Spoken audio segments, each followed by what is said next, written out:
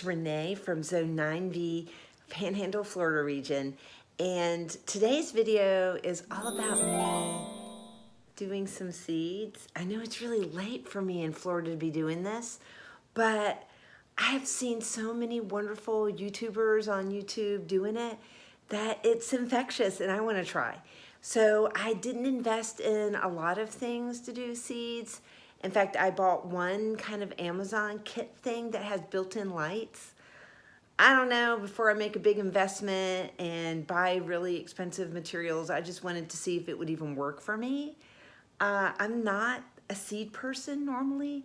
I don't know if the seeds I've gotten in the past were just bad or if maybe I was doing something wrong. So really I should be calling this video the what not to do if you want to grow seeds. So I'm gonna go ahead and show you what I picked up. I got one packet off of Amazon and then the rest just came from my local Walmart. Let me show you what I got. All right, so I got these Cosmos Dwarf Sensation Mix.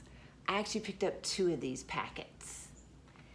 I got a Cosmos Dwarf Cutesy. I thought those were pretty. And then I also got a Sensation Picotee. I think those get quite a bit taller too than the dwarf ones do. It says here that they get 48 inches high, whereas the dwarf ones said that they would get around 24 inches high. And then I got these English Daisy Mix ones. These are the ones that I got off of Amazon. And I think they're like a double bloom. And I'm not expecting a lot of flowers because it says that the bloom time will be the 2nd year, as well as these Echinacea purple coneflower ones. So these are not the Fairy Morse ones, but these are still a Walmart purchase. Those are the burpees. And then I got some of the English daisies. These are an English daisy, but I don't think it's that double one like the one I got off Amazon, the double bloom. And then I think, oh yeah, and then I got 2 Columbine packets. One's called the Harlequin Mixed Colors, and then the other one's the Blue Star. And these will get to be 36 inches high, and I might not get blooms this year with them, but to be honest with you, I would just be really thrilled if I had a good germination rate. So I've gone ahead and I have also got the small trays that came with my kit, and I'll show you the setup, but it's too difficult for me to do the soil in my bedroom where everything's kind of set up right now. And I've made some little tags out of a Solo cup, and I've got my handy dandy Sharpie to write down what each of them are. I've gone ahead and opened up one of the Dwarf Sensation Mix, and these are what the seeds look like right here. And I'm gonna be putting probably like 3 or 4 in each cell, maybe 3, and we'll see if I can get one of those maybe to germinate in it. Let me go ahead and mix up the soil now.